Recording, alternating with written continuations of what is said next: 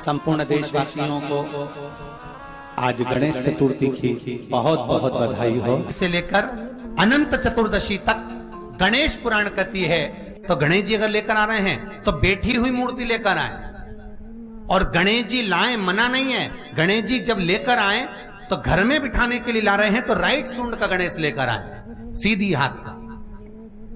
आपका सीधा हाथ देख लेना, उसी के हिसाब से गणेश जी को अपनी ओर रखकर, या गणेश जी का सीधा हस्त कमल देख लेना। आपका तो उल्टा मान्य होगा जब आप देखेंगे तो गणेश जी का जो सीधा हस्त कमल हो, उस साइड अगर गणेश जी की सूंड है तो वो सूंड का गणेश घर के अंदर विराजमान हो।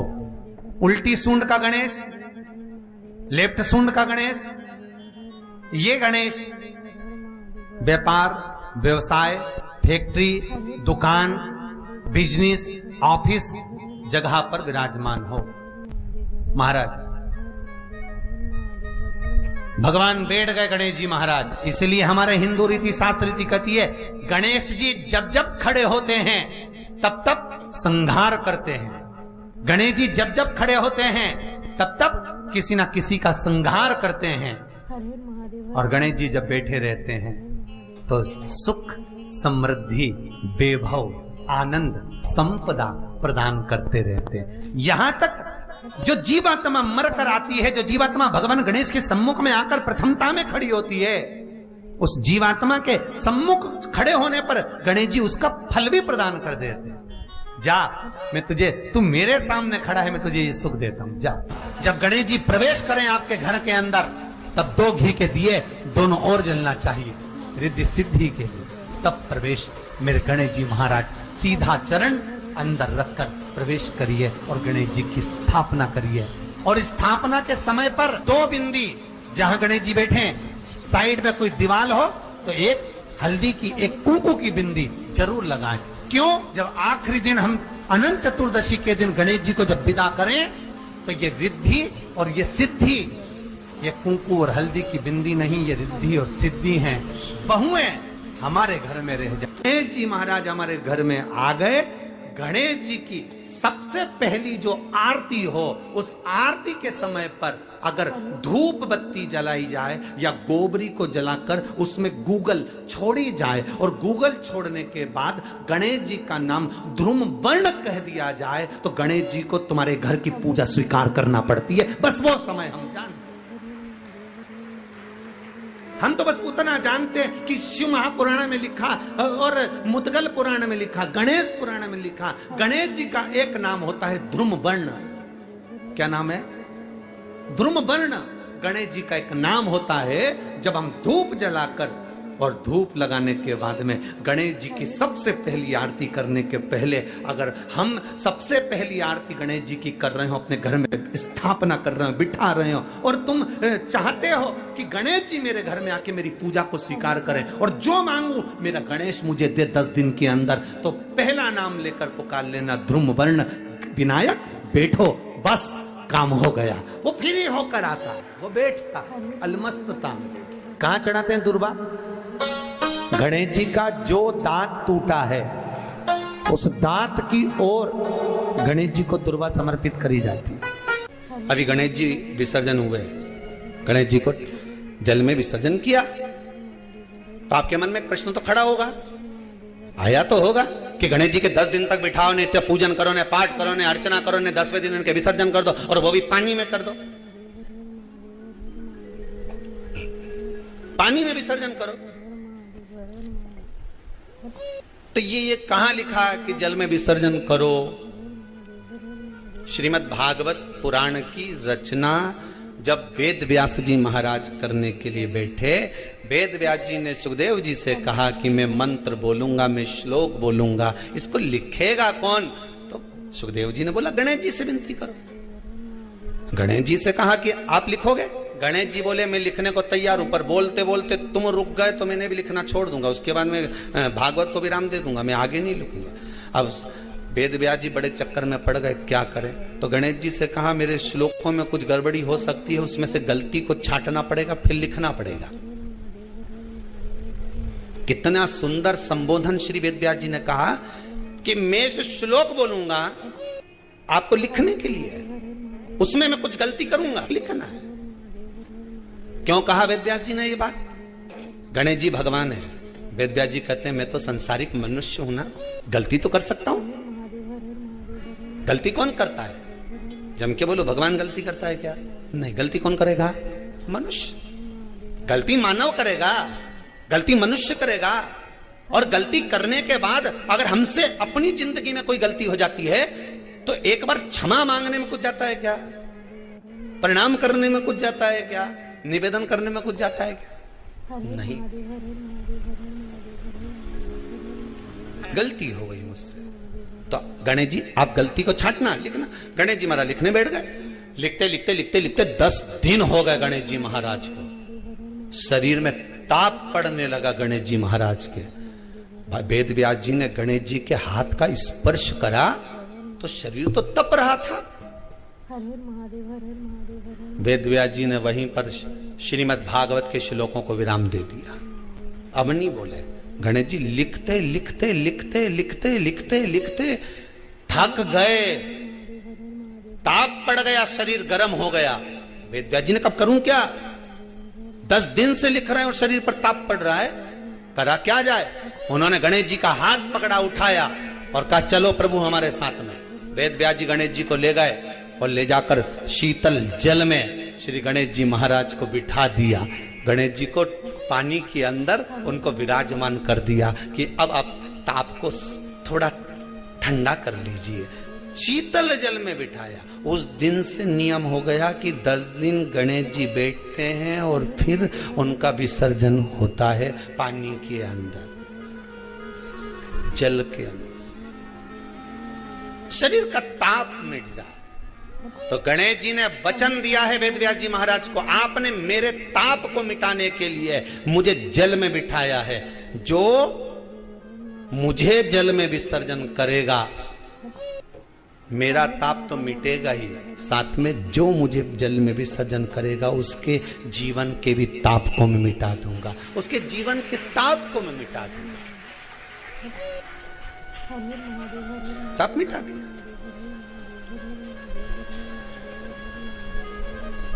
पर करो गणेश जी का विसर्जन, मना नहीं है हो, पर अच्छे से करो रे हो। अब मैं छोरा छोरियों तो निशाना लगाए, वो हमारा गणेश जी जई दिया, वो हमारा सबसे आगे पहुंचा तो इधर वाला ने इधर से फेंका, हो गया। ये हमारे धर्म की हंसी उड़ा रहे हैं।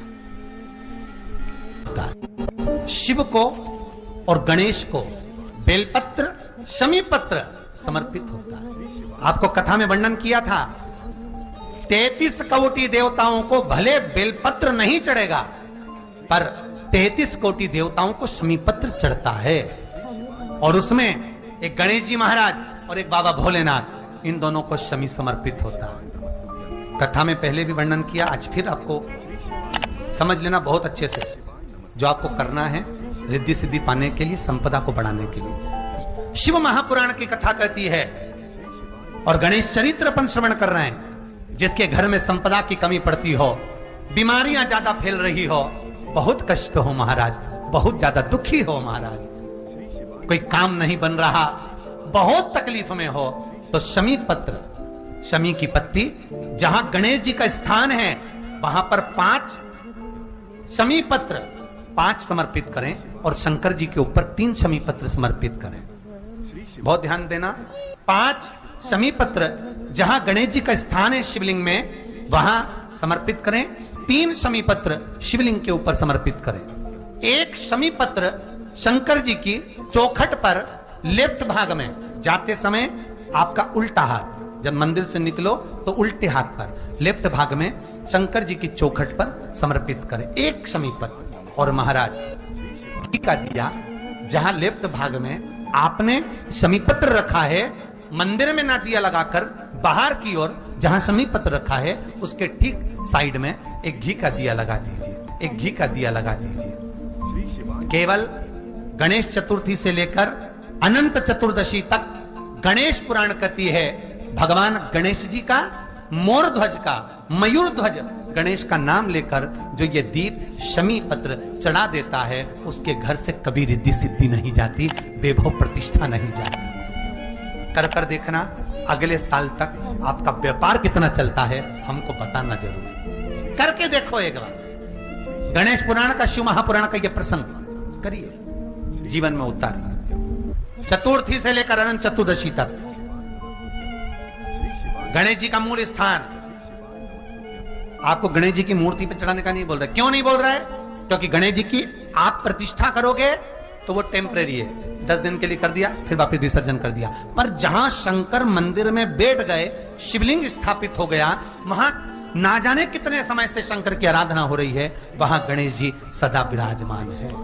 और देखो, ये 10 दिन में अगर आपने शमी पत्र बिल्कुल मन से समर्पित करा है ना, तो मेरा विश्वास कहता है, शिव महापुराण का, मेरे बाबा विश्वनाथ की कृपा कहती है, मेरा मन कहता है, 10 दिन के अंदर आप शमी चढ़ाएंगे ना तो कुछ ना कुछ अच्छी की प्रियता है दुर्वा। क्या प्रियता है? दुर्वा। कितनी दुर्वा गणेश जी को समर्पित करी जाती है? मात्र 5। कितनी? आज के जमाने में लोग गट्ठा बनाकर चढ़ा दें, वो अपनी जगह पर है। 5 दुर्वा पंचम इंद्रियों को वश में करने के लिए, और भगवान के 5 जो स्वरूप हैं उनको अपने भीतर उतारने के लिए 5 दुर्वा। और दुर्वा में भी 3 गांठ। जब दुर्वा समर्पित करी जाती है तो उसमें नीचे दुर्वा की डंडी पर गांठ रहती है, 3 छोटी छोटी गांठें होना चाहिए। कितनी गांठ? जो भगवान को समर्पित करी जाए। जिस अमृत के बूंद से प्रकट हुआ है पान का पत्ता, 33 कोटि देवताओं के पूजन में, पाठ में, अर्चना में ये अमृत का पत्ता काम आएगा। जिस जल के पात्र में यह पत्ता रखा रहेगा, वो जल क्षीर सागर के अमृत तुल्य हो जाएगा। क्षीर सागर के अमृत तुल्य। तुझे प्रथम गिनती में गिनाता हूं, देवताओं का आधिपत्य तुझे प्रदान करता हूं। सारे देवों में तू प्रथम गिनती में गिना जाएगा, प्रथम पूज्य माना जाएगा। बस शंकर भगवान ने वर दिया, थोड़ी देर बाद कार्तिकेय महाराज आ गए। कौन आए? जम के बोलो जरा। कार्तिकेय।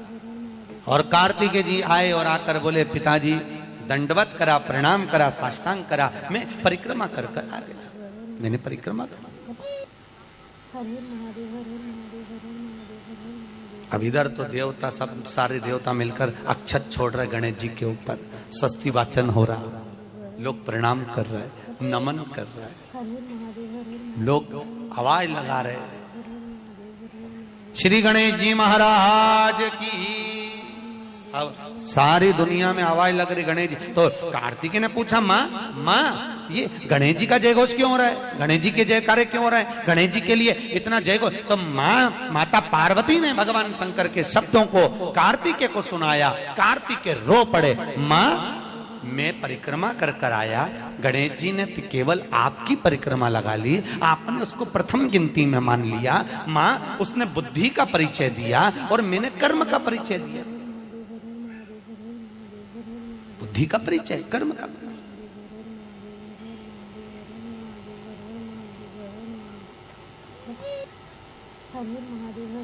मैंने कर्म कर दिया। महाराज, व्यक्ति को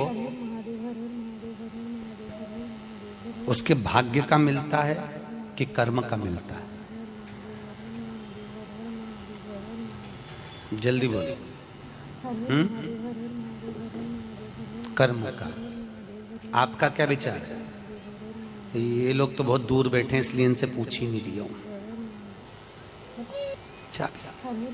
अब गणेश जी महाराज को भगवान कार्तिकेय महाराज बोल रहे हैं, माँ मैं कर्म करने गया था, मैं परिक्रमा करने गया था, और यहाँ गणेश जी महाराज को तुमने प्रथम गिनती में बना दिया। माँ ये क्या हुआ? माता पार्वती को गुस्सा तो बहुत आया, क्रोध भी आया। माँ पार्वती की आंख में अश्रु भी भर गए। महाराज आंसू आए माता पार्वती के नयन, अश्रु।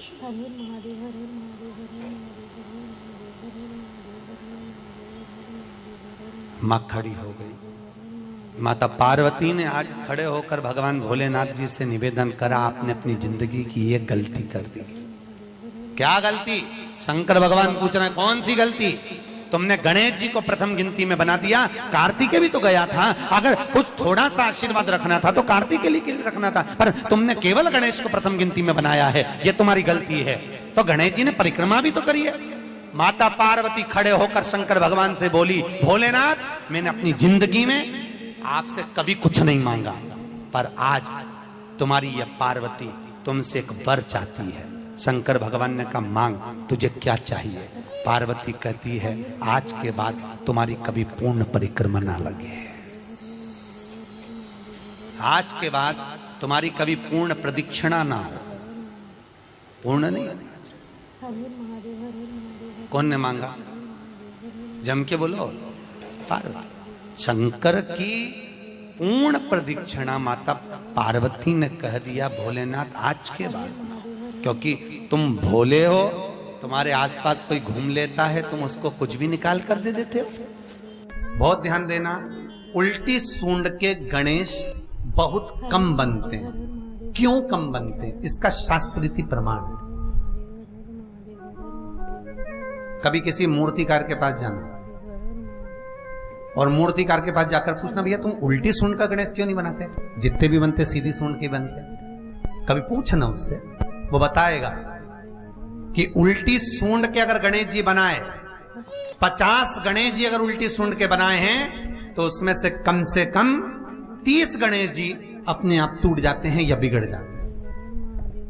ये शास्त्र रीति है।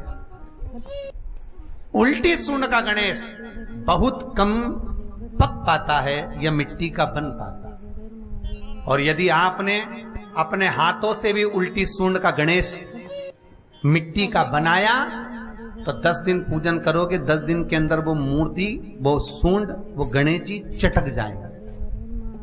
उल्टी सूंड का गणेश टिकता ही नहीं है, वो बीच में से खंडित हो ही जाएगा। तो आप देखना, उल्टी सूंड का गणेश जी लोगे तो कहीं ना कहीं हाथ नबा होगा, कहीं पांव नबा होगा, कहीं पीठ नबी होगी, कहीं कुछ खंडित होगा, कुछ ना कुछ उसमें मिस्टेक मिलेगी ही, ये पक्का है। और ना मानो तो आपके नगर में भी जाकर देखो, आप तो गणेश जी लेने जाओगे ना, तो विचार करना, शिव कथा सुन रहे हो कि गलत है कि सही, आप देखना जाए। सीधी सूंड के गणेश जी देखोगे तो खंडित कम मिलेंगे, पर उल्टी सूंड का अगर गणेश जी ढूंढोगे तो कहीं हाथ की उंगली, कहीं पांव, कहीं पीठ, कहीं कमर, कुछ ना कुछ उसमें कमी मिलेगी ही, ये पक्का। शिव महापुराण कहती, गणेश पुराण कहती, क्योंकि सीधी सूंड के गणेश जी को मनाने के लिए महाराज मंत्र की 50 माला करना पड़ती है। तो समझ लो, उल्टी सूंड के गणेश जी को मनाने के लिए मात्र 5 माला में भगवान गणेश प्रसन्न हो जाते हैं, अर्थात उल्टी सूंड का गणेश शीघ्र प्रसन्न होता है। इसलिए हमारे हिंदू धर्म में 2 तरह के गणेश जी का प्रमाण कहा जाता है, एक राइट सूंड के गणेश, एक लेफ्ट सूंड के गणेश। राइट सूंड का गणेश रखा जाता है तो लक्ष्मी आती है पर टिकती नहीं है, इसलिए घर में सीधी सूंड का गणेश, और दुकान, व्यापार, व्यवसाय में, ऑफिस में उल्टी सूंड का 2 गणेश।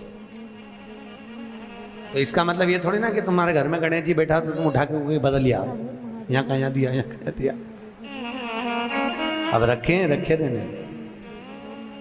हमेशा याद रखो, गणेश चतुर्थी के बाद अनंत चतुर्दशी पर जब गणेश जी का विसर्जन करते हैं तो गणेश जी की 2 धर्म पत्नियां, वैसे तो गणेश जी की कुल मिला के 5 पत्नी, कितनी है?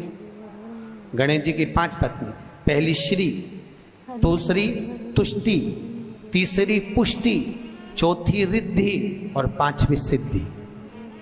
ये व्यक्ति के नाम के आगे जो लिखा रहता है ना, श्रीमान, ये श्री संबोधन कहां से आया? और एक पीछे लिखते हैं, जैसे नाम के आगे लिखते हैं श्री और पीछे लगाते हैं जा में ई की मात्रा जी, लिखते हैं कि इधर नहीं लिखते? लिखते हैं श्रीमान अग्नि प्रसाद जी, श्रीमान बद्री प्रसाद जी। गणेश जी लाते हो भादो महीने में, तो विसर्जन करो, तो विसर्जन के समय पर 2 बिंदी, एक कंकु की एक हल्दी की दीवार पर जरूर लगा देना चाहिए। क्यों? क्योंकि गणेश जी हमारे यहाँ आते हैं तो रिद्धि सिद्धि के साथ आते हैं, पर जब गणेश जी जाते हैं अगर हम बिंदी नहीं लगाते हैं तो गणेश जी अपनी रिद्धि सिद्धि को साथ में लेकर चले जाते हैं। पति के साथ पत्नी वापिस चली जाती है। जब हम बिंदी लगाते हैं तो उसका मतलब होता है कि हमारे घर की बहू हमारे घर में रहे, बेटा भले भ्रमण के लिए जाए। तो गणेश जी जाते हैं, रिद्धि सिद्धि घर में रह जाती है। इसलिए रिद्धि सिद्धि को घर में रखने के लिए 2 बिंदी लगाना चाहिए, एक कुंकू की, एक